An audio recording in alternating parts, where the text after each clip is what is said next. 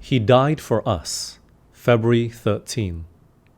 But God commendeth his love toward us, in that while we were yet sinners, Christ died for us. Romans chapter 5, verse 8. There is one great central truth to be kept ever before the mind in the searching of the Scriptures: Christ and Him crucified. Every other truth is invested with influence and power corresponding to its relation to this theme. The soul palsied by sin can be endowed with life only through the work wrought out upon the cross by the author of our salvation. When Christ bowed down his head and died, he bore the pillars of Satan's kingdom with him to the earth. He vanquished Satan.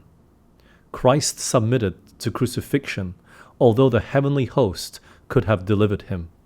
The angels suffered with Christ. God himself was crucified with Christ, for Christ was one with the Father. Those who reject Christ, those who will not have this man to rule over them, choose to place themselves under the rule of Satan, to do his work as his bondslaves. Yet for them Christ yielded up his life on Calvary. He who died for the sins of the world was to remain in the tomb the allotted time. He was in that stony prison house as a prisoner of divine justice. He was responsible to the judge of the universe. He was bearing the sins of the world, and his Father only could release him.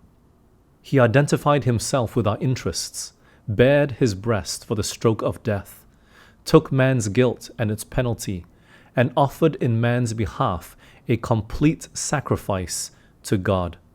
By virtue of this atonement, he has the power to offer to man perfect righteousness and full salvation. Whosoever shall believe on him as a personal Savior shall not perish, but have everlasting life.